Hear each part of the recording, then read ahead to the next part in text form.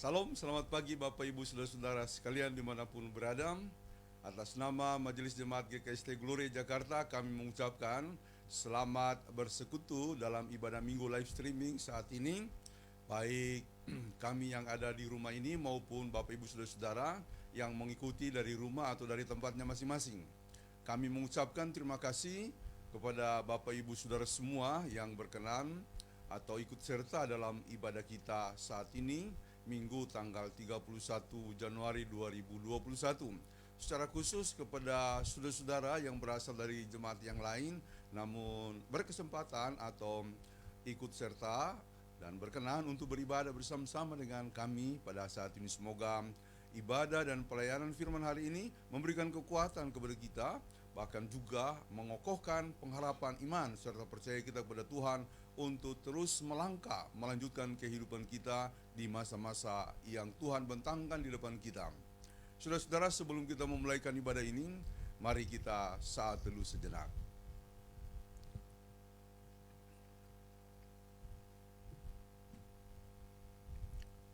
Mari kita bangkit berdiri. Saudara-saudara, pujilah Tuhan karena kasih-Nya besar. Dialah yang mengangkat dan menebus kita dari lubang kebinasaan.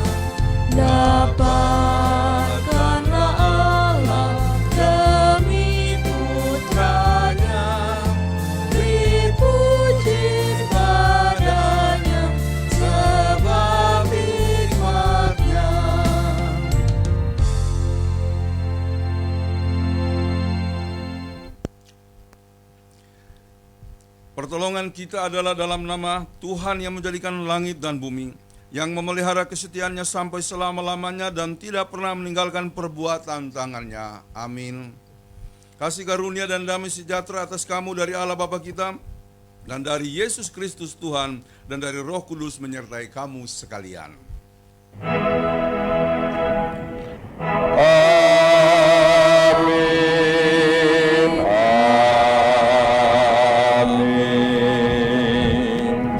Silakan duduk kembali. Dengarkanlah nas pembimbing dari Yohanes 14 ayat 21 demikian. Barang siapa memegang perintahku dan melakukannya, dialah yang mengasihi aku. Dan barang siapa mengasihi aku, ia akan dikasihi oleh Bapa-Ku, dan aku pun akan mengasihi dia dan akan menyatakan diriku kepadanya.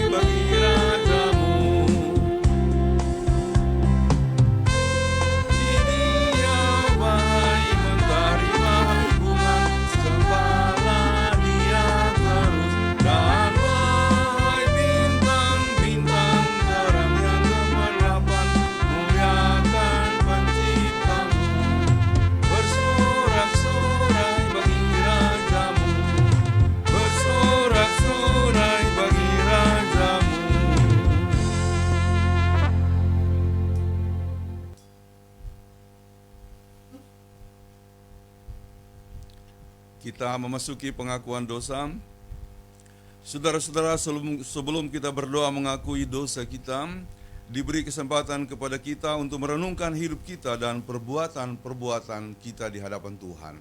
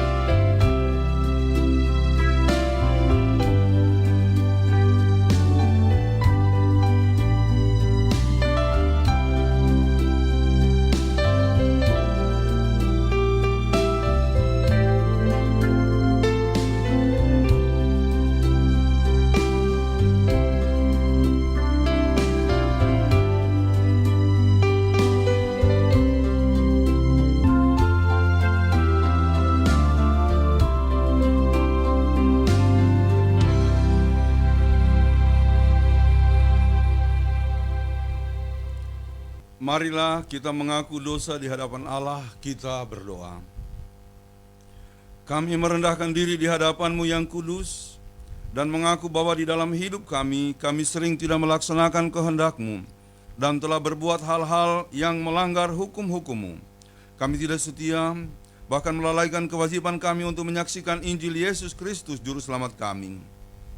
Sebab itu, kami mohon ampunilah kami, dan kuatkanlah iman kami agar dapat hidup menurut hukum-hukum-Mu demi kemuliaan nama-Mu sendiri. Amin.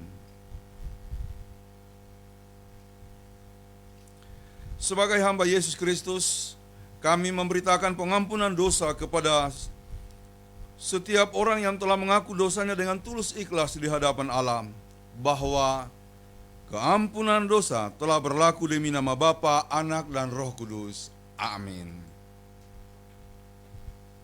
Hilang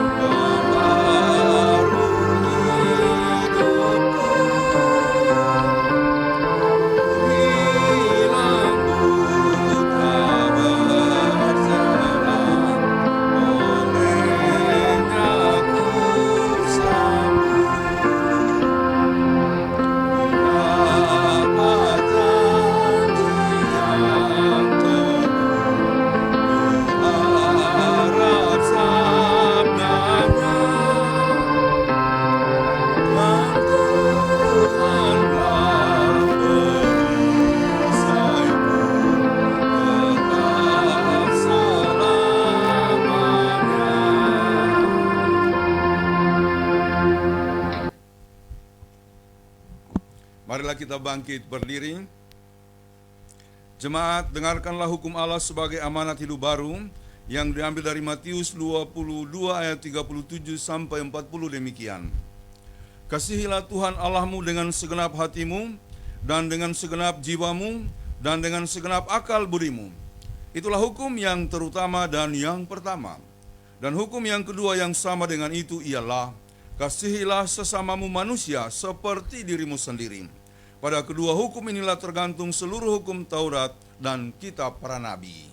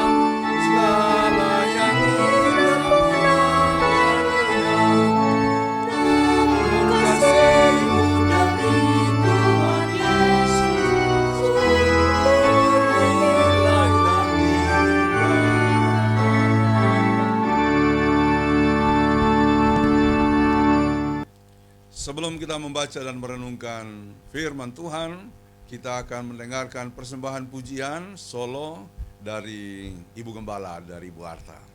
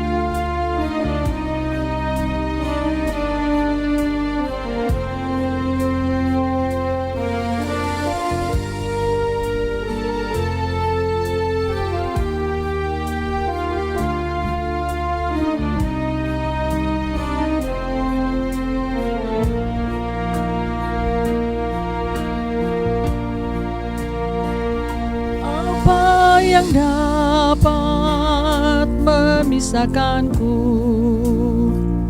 dari kasih-Mu, Tuhan sahabatku? Kelaparankah, ketelanjangankah? Tak satu pun, tak satu pun.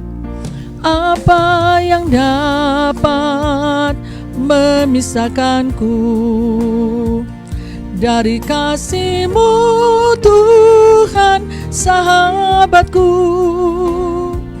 Sakit, penyakit, pencobaankah?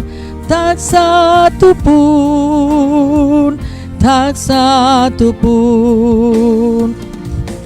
Tiada satu pun seperti Kau, Yesus.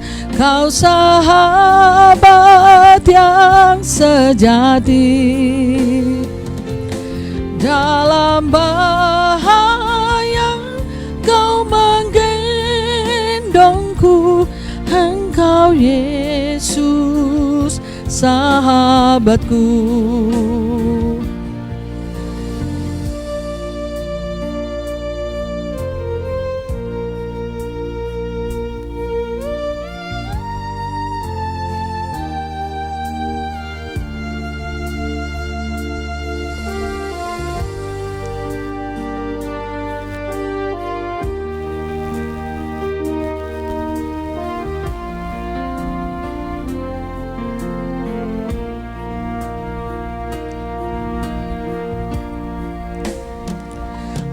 Apa yang dapat memisahkanku dari kasih-Mu, Tuhan sahabatku? Aniayakah,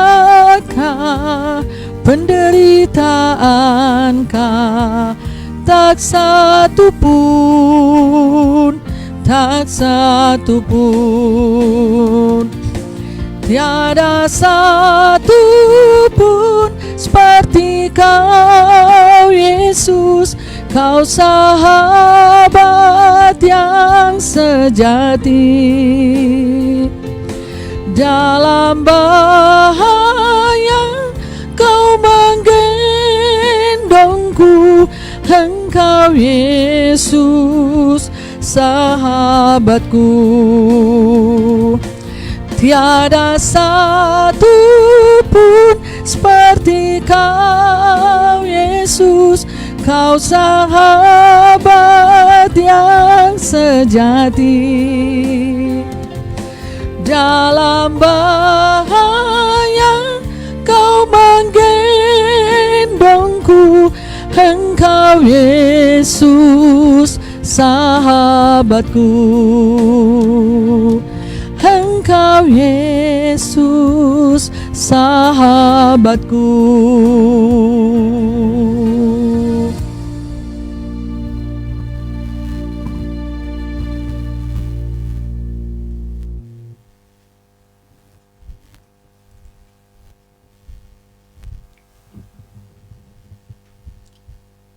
Terima kasih Bu Gembala. Semoga ujiannya sungguh-sungguh memuliakan nama Tuhan dan menjadi berkat bagi kita semua. Saudara-saudara, mari kita persiapkan bacaan Alkitab dari Yohanes pasal 17 ayat 1 sampai 5. Yohanes pasal 17 ayat 1 sampai 5. Sebelum kita membacakannya dan merenungkannya, mari kita tundukkan kepala, kita berdoa mohon bimbingan Roh Kudus. Kita berdoa. Ya Tuhan, bukalah pikiran kami dan terangilah dengan Roh Kudus, agar kami dapat mengerti kehendak-Mu melalui firman yang akan kami baca dan dengarkan. Amin.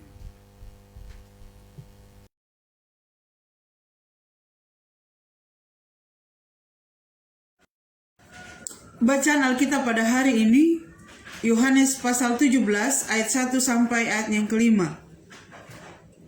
Doa Yesus untuk murid-muridnya. Demikianlah kata Yesus. Lalu ia menengadah ke langit dan berkata, Bapa, telah tiba saatnya. Permuliakanlah anakmu, supaya anakmu mempermuliakan engkau. Sama seperti engkau telah memberikan kepadanya kuasa atas segala yang hidup, demikian pula ia akan memberikan hidup yang kekal kepada semua yang telah engkau berikan kepadanya. Inilah hidup yang kekal itu, yaitu bahwa mereka mengenal engkau, satu-satunya Allah yang benar, dan mengenal Yesus Kristus yang telah engkau utus. Aku telah mempermuliakan engkau di bumi, dengan jalan menyelesaikan pekerjaan yang engkau berikan kepadaku untuk melakukannya. Oleh sebab itu, ya Bapa, permuliakanlah aku padamu sendiri, dengan kemuliaan yang kumiliki di hadirat-Mu sebelum dunia ada. Demikianlah pembacaan Alkitab.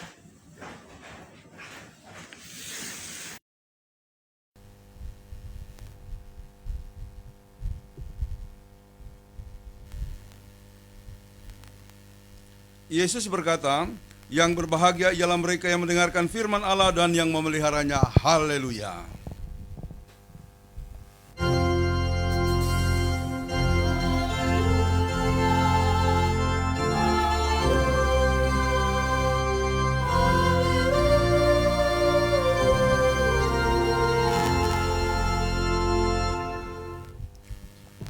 Saudara-saudara, ada seorang ibu yang mengalami semacam kekecewaan berat, lalu kemudian patah hati, hancur jiwa.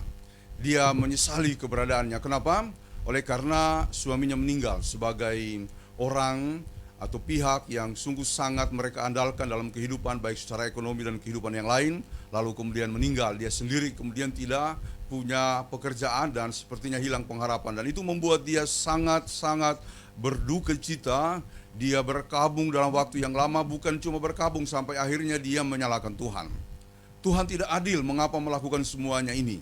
Lalu apa yang terjadi? Dia tidak lagi keluar rumah, dia mengurung diri, saudara-saudara, dalam keberadaannya.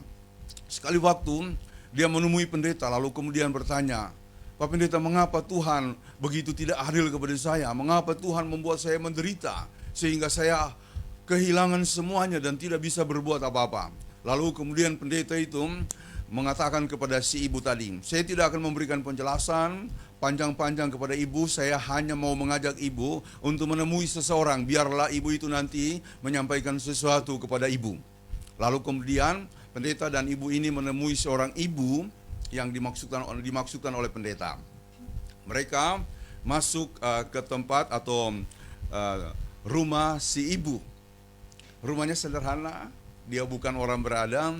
Lalu kemudian mereka mengetuk pintu, disambut oleh si ibu yang mereka kunjungi dengan senyuman, dengan ramah, bahkan juga dengan kehangatan, ya, seperti keluarga. Padahal ibu ini baru mengetahui atau baru bertemu dengan si ibu yang diajak oleh si pendeta.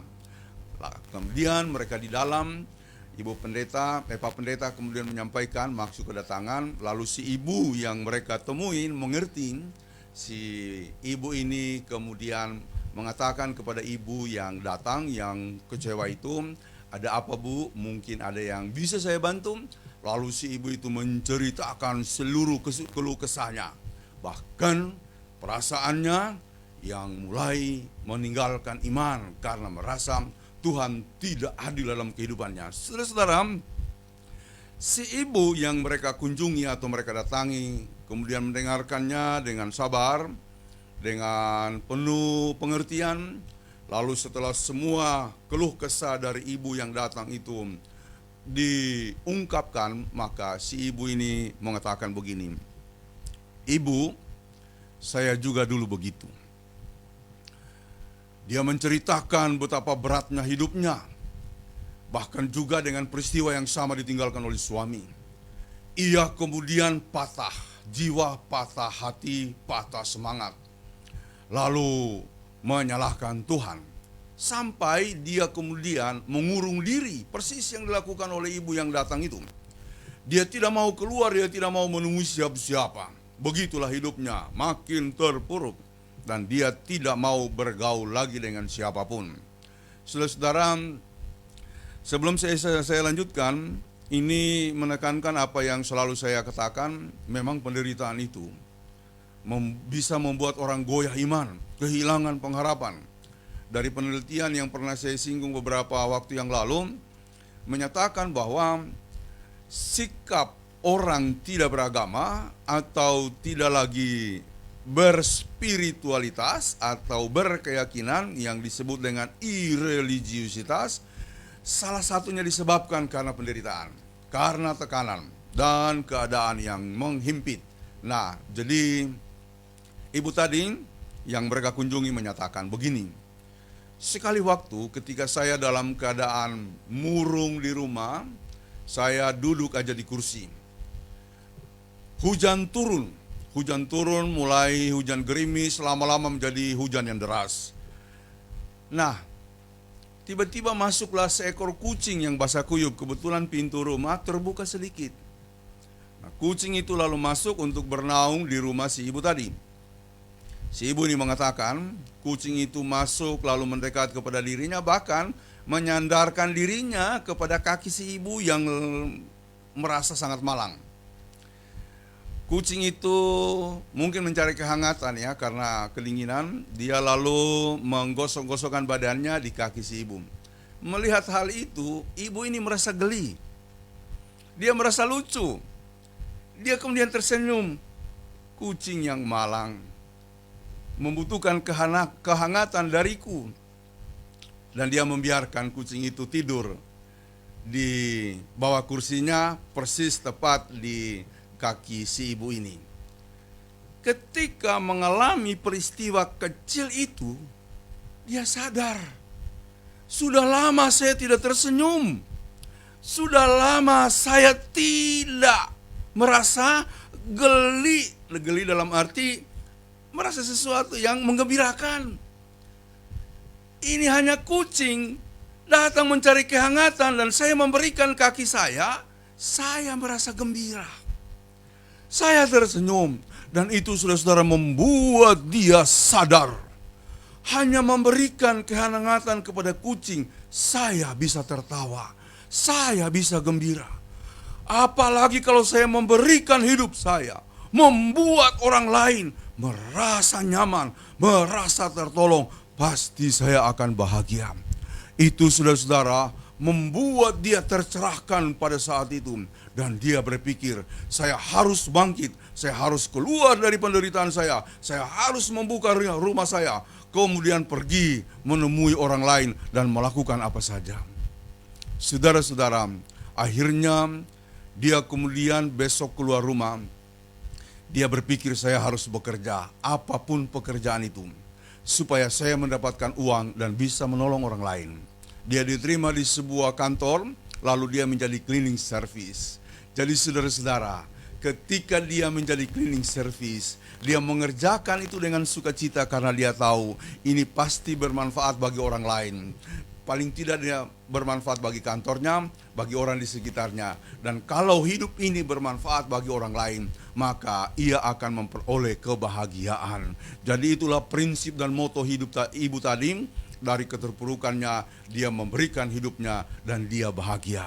Itulah yang diceritakan kepada ibu yang datang dibawa oleh pendeta menemuinya. Jadi saudara-saudara, saya kira kita bisa menangkap maknanya ya. Buatlah hidupmu bermakna. Buatlah hidupmu berguna.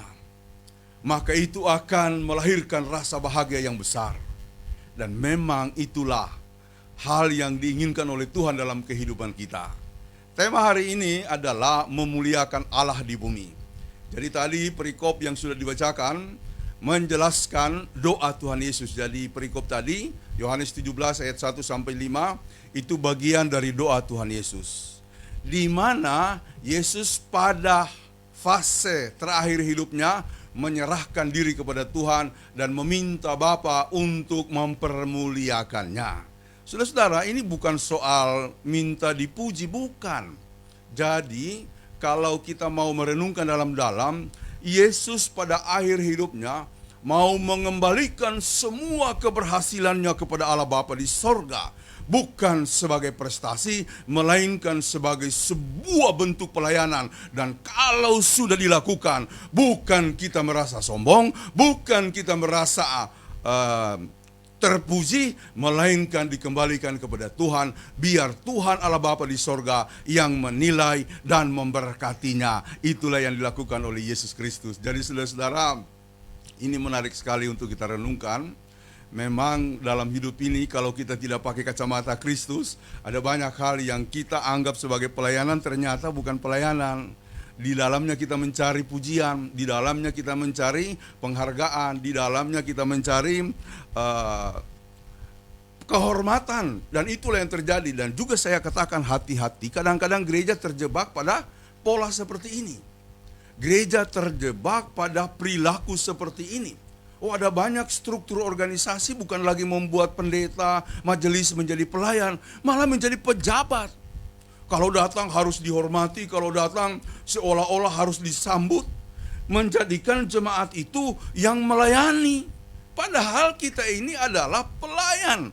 Aku datang bukan untuk dilayani, melainkan melayani, kata Kristus. Jadi, kadang-kala memang kita harus mengkritisi ya. Bagan, organisasi dan struktur serta peraturan-peraturan yang kita pakai untuk memelihara kehidupan persekutuan kita. Semua peraturan itu tentu bagus, tapi seringkali saya lihat implementasi atau praktek pelaksanaan dari aturan itu sudah melenceng. Yang harusnya membuat kita makin sungguh-sungguh melayani, justru terbalik. Kita yang harus dilayani oleh orang lain, ya. Jadi banyak juga para pejabat gereja itu sudah, atau pelayan gereja itu sudah bagaikan pejabat di kantor atau di perusahaan, ya. Itu kadang-kadang terlihat. Nah, ini harus membuat kita kembali kepada firman untuk merenungkannya. Yesus sendiri, saudara, yang menyelesaikan pekerjaan besar, dan dia bisa, boleh kita katakan begitu, bisa menyelesaikan dengan sebaik-baiknya. Tetapi pada akhirnya dia mengembalikan itu, dia mempertanggungjawabkannya kepada Tuhan, bukan untuk kepujiannya, tapi untuk kemuliaan Tuhan. Jadi saudara-saudara, mari kita melaksanakan segala sesuatu semata-mata untuk kemuliaan Tuhan. Ya, yang pertama saya mau tekankan, kita ini dibentuk oleh Tuhan sebagai makhluk mulia. Yesaya 43 ayat 7 mengatakan, semua orang yang disebutkan dengan namaku yang kuciptakan untuk kemuliaanku. Jadi kita diciptakan untuk kemuliaan Tuhan, ya, yang kubentuk dan yang juga kujadikan. Jadi itulah pemahaman yang memang kita ketahui semua, bahwa manusia diciptakan sebagai makhluk mulia. Karena apa? Karena dia diciptakan dalam bingkai kehendak Allah, dan karena itu kita harus hidup dalam bingkai tersebut, melaksanakan kehendak Allah, menjabarkannya dan merealisasikannya. Itulah yang diajarkan baik oleh nabi-nabi, rasul-rasul, dan terutama oleh Yesus sendiri sampai akhir hidupnya. Nah, dikatakan lagi dalam Matius 5 ayat 16, demikianlah hendaknya terangmu bercahaya di depan orang, supaya mereka melihat perbuatanmu yang baik dan memuliakan Bapamu yang di sorga. Jadi kita diingatkan bahwa kita harus memancarkan kemuliaan itu sebagai terang yang harus dirasakan oleh orang lain. Nah, 1 Petrus 4 ayat 16, tetapi jika ia menderita sebagai orang Kristen, maka janganlah ia malu, melainkan hendaklah ia memuliakan Allah dalam nama Kristus. Sekalipun dalam penderitaan diminta, janganlah kita malu, apalagi kemudian patah jiwa, patah hati, patah semangat, lalu menyalahkan Tuhan, melainkan kita harus tetap memuliakan Tuhan di dalam keadaan seperti itu. Jadi saudara-saudara, kata kunci dari seluruh pengabdian Yesus adalah demi kemuliaan Allah. Jadi ini akan menjadi semacam ukuran, ya, semacam pengarah untuk kita melakukan seluruh pengabdian kita dalam segala hal demi kemuliaan Tuhan. Ada seorang pendeta mengatakan, banyak orang berkata, saya sudah berkorban, saya sudah pasang badan, saya bahkan menjadikan kepala di kaki untuk menekankan bagaimana dia berkorban, bagaimana dia menderita. Tapi pendeta itu mengatakan, ternyata tidak. Sebab dalam semua yang dia lakukan itu, dia malah mencari pujian. Ya, apa buktinya? Setelah itu dia berkata kepada orang-orang, kalau bukan saya, ya, seperti yang juga sering saya tekankan, banyak pelayan-pelayan, ya, juga pendeta, bahkan juga pelayan-pelayan yang lain. Kalau bukan saya, kalau tidak ada saya, tidak ada ini, tidak ada, bahkan tidak ada gereja kita. Itu keliru, itu salah, saudara-saudara. Jadi pendeta yang tadi saya dengarkan khotbahnya mengatakan, seringkali kita begitu, kita berkata sudah berkorban, bahkan kepala jadi di kaki untuk menunjukkan pengabdian dan bagaimana dia menderita demi pelayanan. Ujung-ujungnya malah dia merasa berjasa atau merasa yang paling berpengabdian di gereja itu. Saya kira itu salah sekali, ya. Yohanes adalah contoh hamba Tuhan yang sungguh sangat patut kita teladani. Ketika Yesus datang, dia sebagai orang yang diutus untuk menyiapkan jalan bagi kedatangan Yesus. Setelah dia membaptis Yesus, setelah dia kemudian melayani Yesus, dan apa yang dia katakan ketika dia bersaksi kepada orang-orang dan terutama para pengikutnya, dia mengatakan, dia yang datang itu lebih besar dari aku. Membuka tali kasutnya pun aku tidak layak. Aku tidak layak membuka tali kasutnya. Bayangkan saudara, dan dia akan menjadi besar, aku akan semakin menjadi kecil. Jadi hancurnya gereja, termasuk juga organisasi gereja, kadang-kadang karena ada klaim, saya yang berhak atas gereja ini. Orang saya yang membangun kok. Saya yang kemudian melakukan kunjungan-kunjungan dan semua-semuanya. Ketika mau dipindah, enggak mau dia. Ya, Ada juga memang gereja yang tidak pindah-pindah, tetapi dia menjadi pemimpin seumur hidup. Sudah tua sekali, yang harusnya sudah terjadi estafet kepemimpinan dia nggak lakukan. Bahkan sampai akhir hayatnya yang terjadi berantakan sesudah itu. Harusnya dia membuat kader, memproses pengkaderan supaya orang lain menggantikan dia. Karena manusia itu tidak ada yang sempurna, ada batas kemampuannya, ada batas produktivitasnya. Jadi di usia tertentu sebaiknya kita mengatakan, saya diganti, saya menjadi pengarah atau saya menjadi penasihat saja. Orang yang muda yang harus bekerja. Oh, itu luar biasa. Kalau ada orang yang mampu berkata seperti itu, saya salut ya.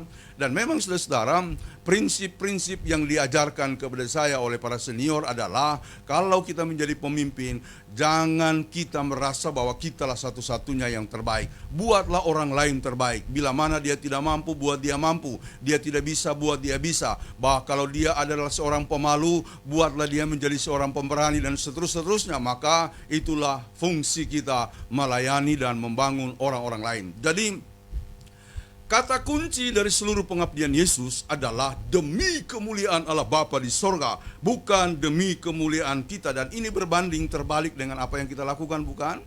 Kadang-kadang kita mencari kepujian, ya, dalam bahasa beberapa pelayan firman, kita kemudian mencuri kemuliaan Tuhan, merampas kemuliaan Tuhan. Oh, itu berbahaya ya. Saya suka merenungkan kata-kata ini ya. Jangan-jangan dalam pelayanan saya yang kemudian minta dipuji atau saya yang minta dimuliakan. Ya, padahal tujuan kita untuk melayani dan melakukan semuanya adalah untuk kemuliaan nama Tuhan. Jadi saudara-saudara, itu dilakukan Yesus selama dia di muka bumi. Jadi dikatakan tadi pada ayatnya yang keberapa tadi mengenai apa yang dilakukan oleh Yesus.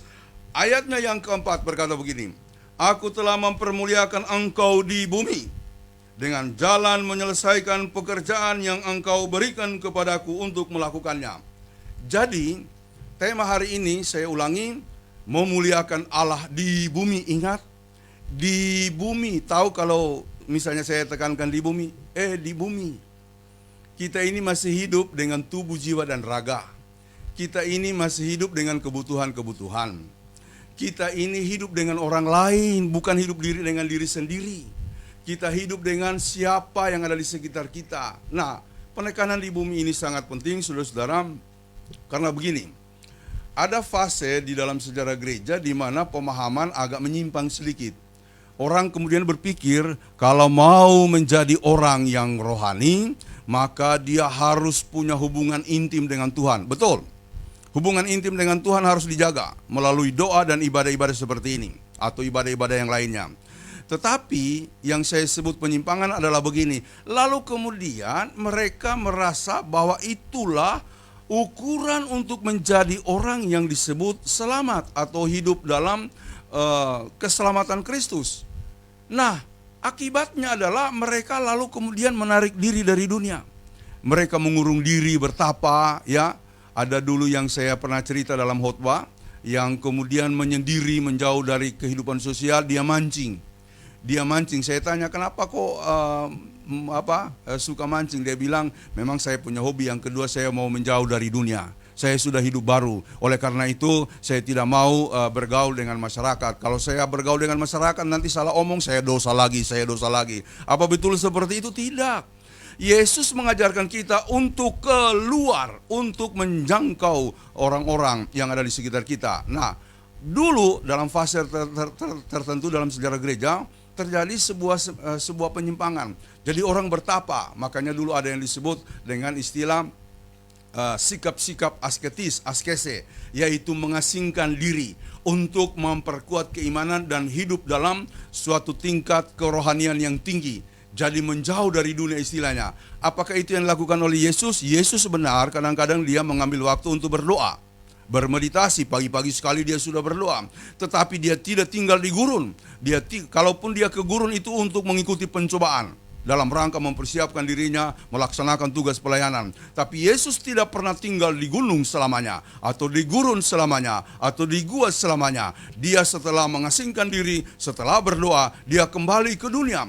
Dia kemudian merombak tradisi asketis yang merasa melalui pengasingan diri, doa-doa yang dia lakukan kepada Tuhan, mereka akan selamat. Tidak. Malah dia kemudian mencari orang. Dia pergi ke tepi pantai, dia pergi ke tempat ramai, memberitakan firman, menyampaikan apa yang diajarkan oleh Allah Bapa di sorga, dan itu dia lakukan. Jadi saudara-saudara, ini adalah cara Yesus memuliakan Allah di bumi.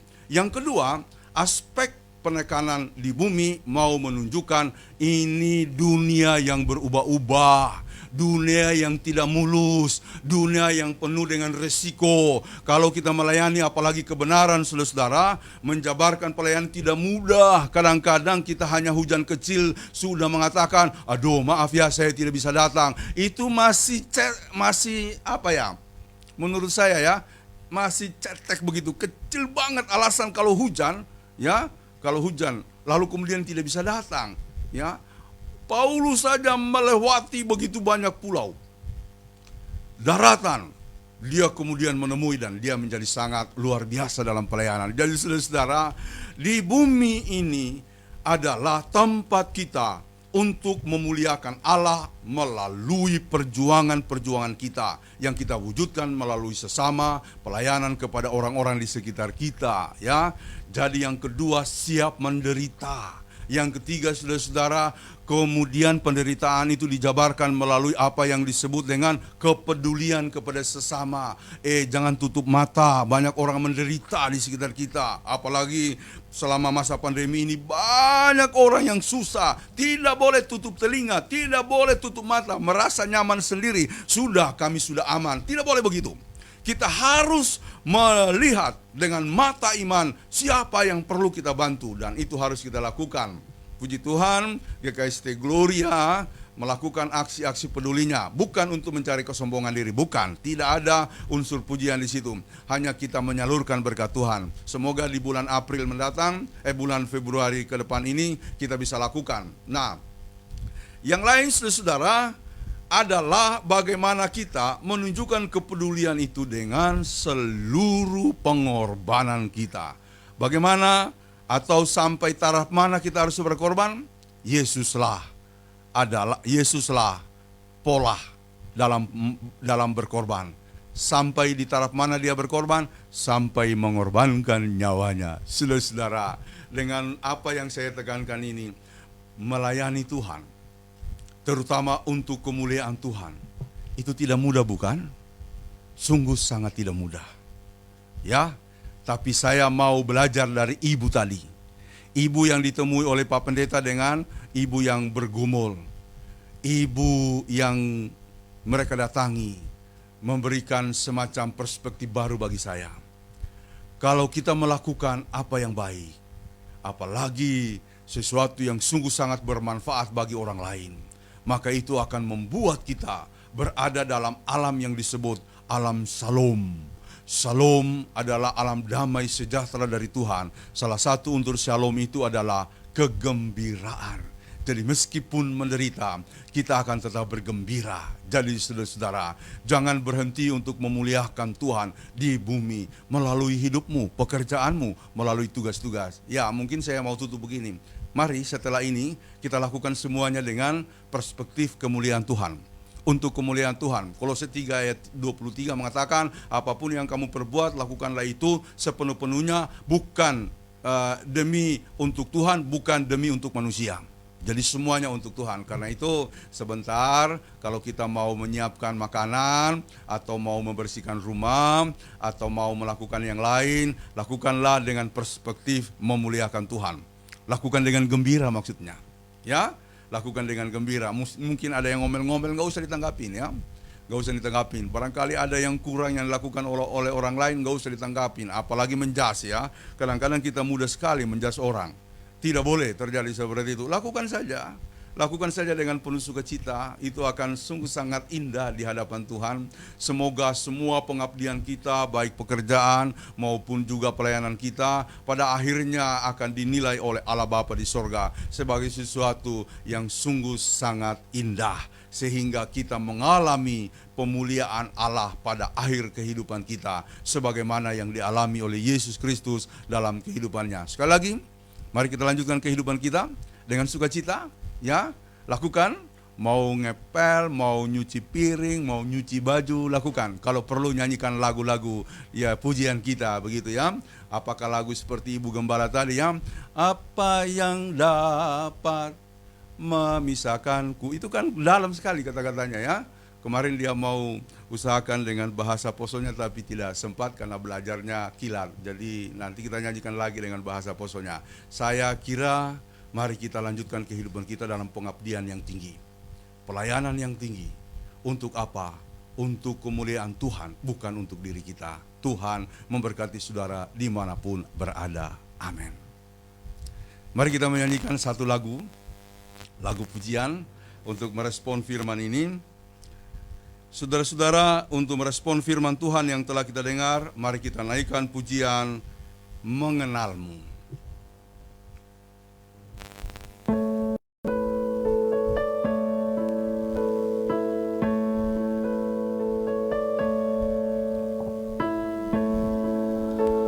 Ku buka mataku dan lihat wajahmu.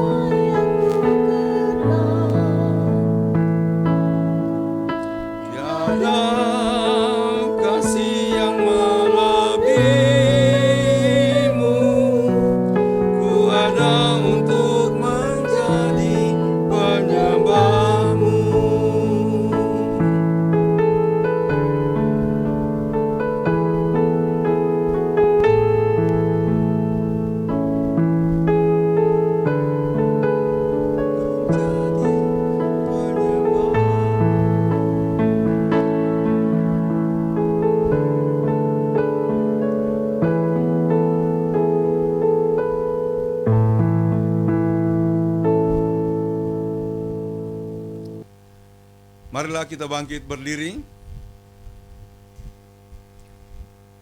Bersama-sama kita mengikrarkan pengakuan iman Kristen bersama dengan sekalian orang percaya di segala tempat dan sepanjang zaman demikian. Aku percaya kepada Allah, Bapa yang Maha Kuasa, Khalik langit dan bumi, dan kepada Yesus Kristus, anaknya yang tunggal Tuhan kita, yang dikandung daripada Roh Kudus, lahir dari anak darah Maria, yang menderita di bawah pemerintahan Pontius Pilatus, disalibkan, mati dan dikuburkan, turun ke dalam kerajaan maut. Pada hari yang ketiga, bangkit pula dari antara orang mati, naik ke sorga, duduk di sebelah kanan Allah, Bapa yang Maha Kuasa, dan akan datang dari sana untuk menghakimi orang yang hidup dan yang mati. Aku percaya kepada Roh Kudus, gereja yang kudus dan am, persekutuan orang kudus, pengampunan dosa, kebangkitan daging, dan hidup yang kekal. Silakan duduk kembali.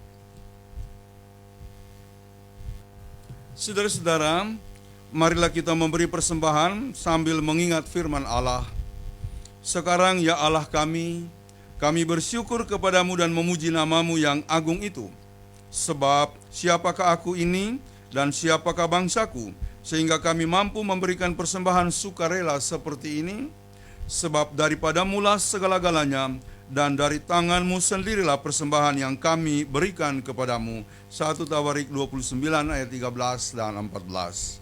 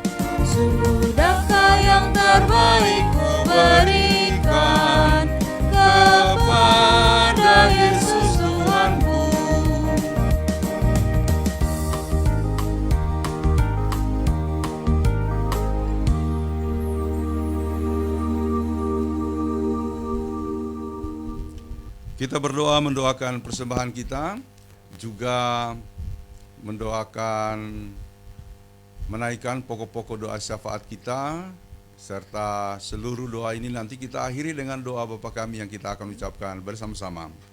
Mari kita berdoa. Ya Tuhan, Bapa kami dalam Tuhan Yesus Kristus, dengan kerendahan hati kami serahkan persembahan ini, dan Tuhan kiranya memberkatinya agar dipakai dalam pekerjaan-Mu yang kudus. Berikanlah kami pengenalan yang terang akan segala anugerah-Mu, agar kami mampu bersyukur dan berterima kasih, dan agar kami dapat menyerahkan diri kami sebagai persembahan yang hidup kepadamu.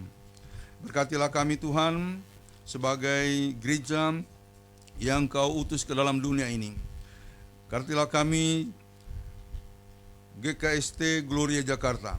Berkatilah para pelayan-pelayan, para pendeta, juga majelis, penatua diaken. Berkatilah kami bersama-sama dengan keluarga. Berkati seluruh jemaat, berkati pelayanan kami. Kiranya semua itu pada akhirnya berkenan di hadapan Tuhan. Kami berdoa bagi saudara-saudara kami yang sakit, Ibu Velma Pasoa Valenta, Saudara Willy Boum, Bapak Rosano Robert Bungundapum, Bapak Nguru dan Ibu Deborah Nguru Kanam, Bapak Henry Kawung, Bapak Maksi Tumorang. Juga kami mendoakan Ibu Ros Tobondo. Kami mohon kepada Tuhan, biarlah kasih Allah Bapa di sorga, turunlah atas mereka, sehingga mereka dikuatkan, dipulihkan dari sakitnya. Berkatilah makanan minuman yang mereka terima, juga obat-obat dan tindakan para medis. Kiranya semua itu mengalirkan pemulihan dari Allah Bapa di sorga. Kami juga mendoakan Tina Marpaung, Ibu Liana Baban. Tuhan berkati dan tolonglah mereka dalam keadaannya yang sakit, supaya mereka beroleh kekuatan daripada Allah Bapa di sorga. Kami mendoakan yang dalam pemulihan Saudara Marcel Mangela, Ibu Penyanyi Sigilipu, Bapak Pendeta M. Cenubi dan Ibu Ati Bungkundapu Tabium, Bapak Adrian Turangan, Bapak Hans Tondawani, Bapak Haryono Toli, ayahanda dari Pak Antoli. Bapak, kiranya keutuhan, kepulihan, kekuatan yang berasal daripada Tuhan turunlah atas saudara-saudara kami ini.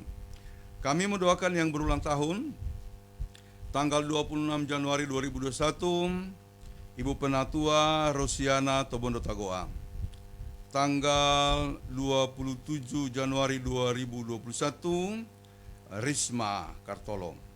28 Januari 2021, Bapak Simon Pagala. 28 Januari 2021, Saudari Elsa Pooa. Tuhan memberkati saudara-saudara kami dalam waktu yang sudah mereka terima, supaya mereka tumbuh berkembang dan mengalami kasih karunia Allah dalam seluruh segi kehidupan mereka. Kami mendoakan juga saudara-saudara, keluarga-keluarga yang berulang tahun pernikahan. Tuhan berkatilah mereka dalam segala keberadaannya. Tuhan menolong, menyertai, dan menguatkan mereka dalam kehidupannya sebagai keluarga. Kami mendoakan keluarga-keluarga yang mengalami kesulitan ekonomi sebagai dampak daripada pandemi COVID-19. Tuhan kiranya memberkati, menolong, bahkan Tuhan mengirimkan utusan-utusan-Mu yang penuh kemurahan Allah untuk menjadi saluran berkat bagi mereka, termasuk jemaat kami ini. Tuhan, kami mendoakan pemuda dan pelayanannya.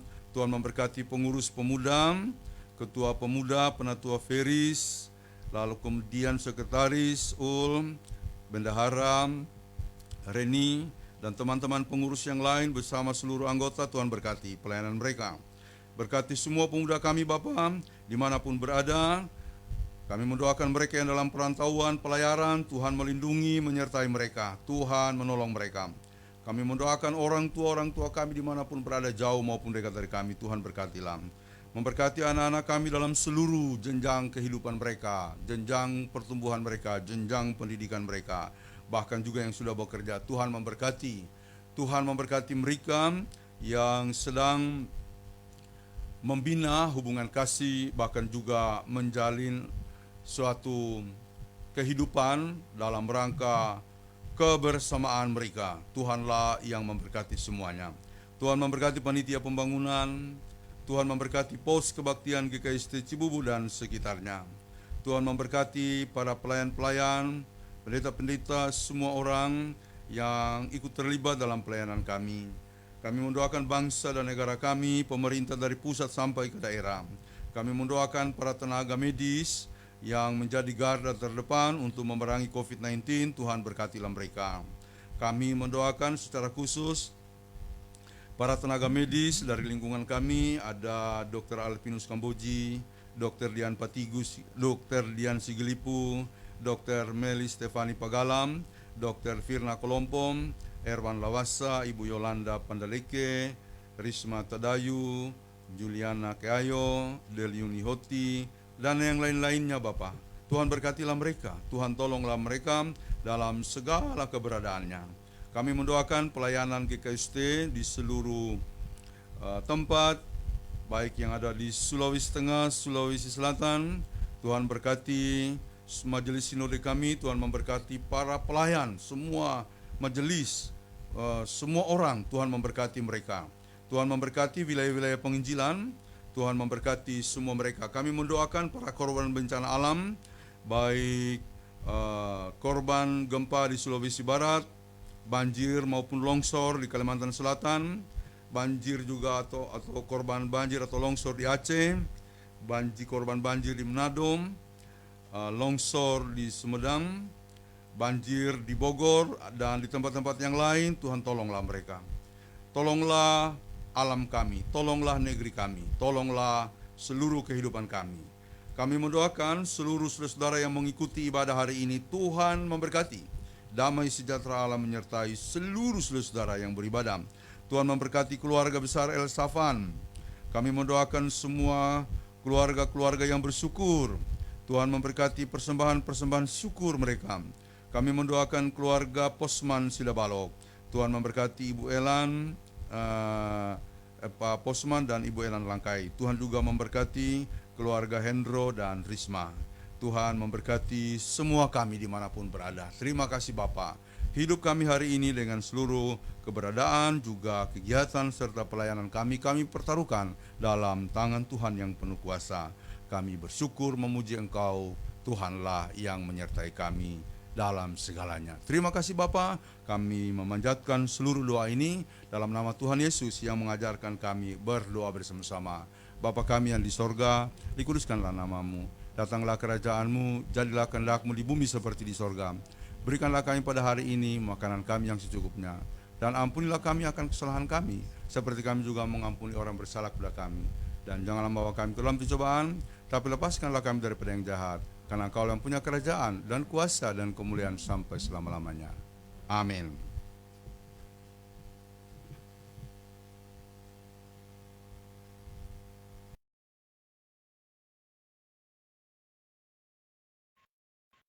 Shalom. Perhatiannya sejenak untuk beberapa pokok warta jemaat hari ini, Minggu 31 Januari 2021. Kami mengucapkan terima kasih kepada pelayan firman Bapak Pendeta Pinehas Jenjengi, majelis bertugas dalam ibadah hari ini, kelompok puji-pujian, operator kamera dan alat live streaming. Tuhan memberkati pelayanannya. Mohon dukungan dari jemaat sekalian untuk saudara-saudara kita yang berada dalam keadaan sakit maupun dalam proses pemulihan. Semoga jamahan tangan Tuhan memulihkan dan menyembuhkan saudara-saudara kita yang namanya tercantum maupun tidak tercantum dalam pokok doa syafaat. Doa orang benar bila dengan yakin didoakan besar kuasanya. Yakobus 5 ayat 16b. Kebaktian minggu depan. Pada hari Minggu tanggal 7 Februari 2021 pukul 10 WIB, pelayan firman Bapak Pendeta Pinehas Jenjengi, ibadah minggu depan akan dilaksanakan secara live streaming melalui akun Facebook grup GKST Jemaat Gloria Jakarta. Mohon agar jemaat tidak melewatkan kesempatan beribadah minggu ini dengan mengikuti dan beribadah bersama keluarga di rumah masing-masing. Ibadah Pemuda Gloria via Zoom hari Minggu 7 Februari 2021 pada pukul 12.00 WIB. ID Zoom meeting di-share di grup Pemuda Gloria. Mohon perhatian dan partisipasi Pemuda Gloria. Ulang tahun. Majelis Jemaat mengucapkan selamat ulang tahun kepada warga jemaat yang berulang tahun kelahiran dan keluarga-keluarga yang merayakan ulang tahun pernikahan sejak tanggal 25 sampai dengan 31 Januari 2021. Ulang tahun kelahiran 26 Januari 2021 Penatua Rosiana Tobondo Tagoa. 28 Januari 2021 Bapak Simon Pagala. 28 Januari 2021 Saudari Elsa Vien Pooa. Kiranya Tuhan senantiasa menganugerahkan sukacita dan berkat dalam menjalani hidup hari-hari hidup selanjutnya. Peneguhan CD. Pelayanan peneguhan CD bagi saudari Agrevin Salarupa akan dilaksanakan pada hari Minggu 14 Februari 2021 pukul 10 WIB, tempat Kapel Rumah Sakit PGI Cikini. Pelayan firman Pendeta Pinehas Jenjengi, mohon dukungan doa jemaat untuk kelancaran pelaksanaannya. Ucapan terima kasih. Majelis mengucapkan terima kasih kepada Bapak, Ibu, Saudara, dan keluarga yang telah mengirimkan persembahan syukur, HUT, kelahiran, atau pernikahan, atas berkat-berkat Tuhan dan kolekte ibadah, maupun bantuan dana untuk menunjang pelayanan GKST Gloria Jakarta dan aksi Gloria Peduli. Tuhan memberkati Bapak, Ibu, Saudara sekalian. Demikian warta jemaat, atas perhatiannya diucapkan terima kasih. Tuhan memberkati kita semua.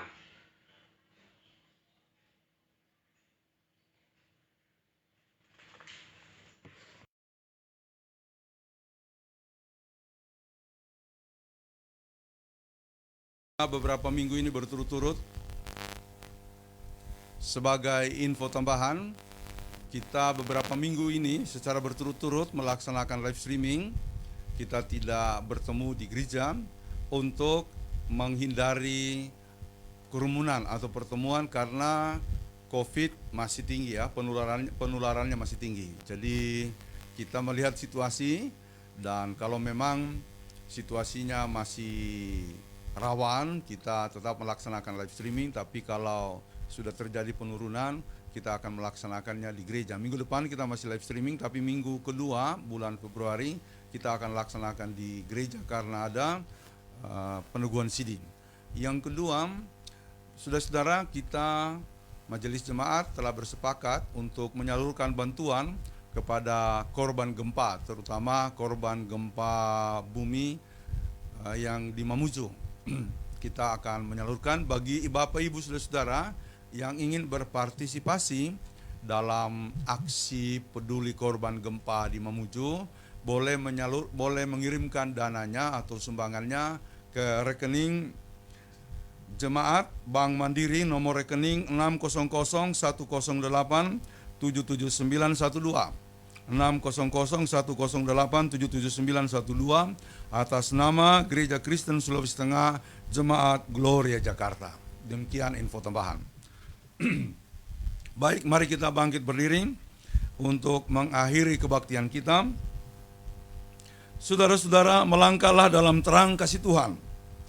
Dialah kekuatan kita yang dapat membuka setiap rahmat.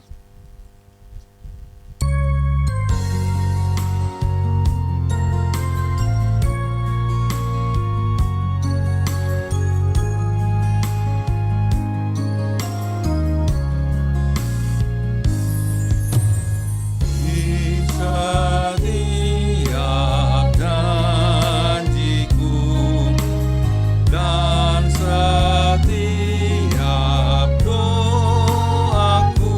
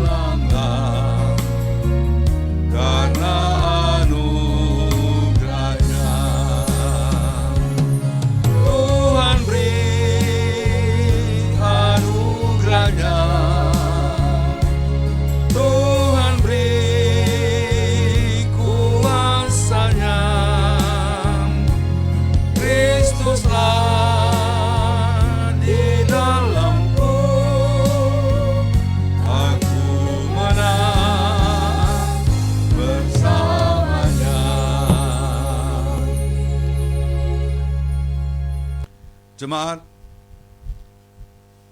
kembalilah dalam damai sejahtera dan lakukanlah firman Tuhan yang telah kita dengar pada hari ini, dan terimalah berkat Tuhan. Kasih karunia Tuhan Yesus Kristus dan kasih Allah dan persekutuan Roh Kudus menyertai kamu sekalian. Amin.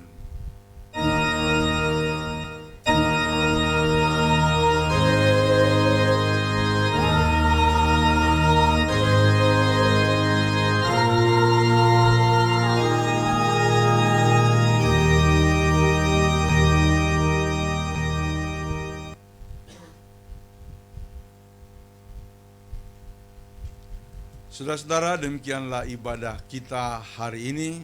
Tuhan memberkati. Salam.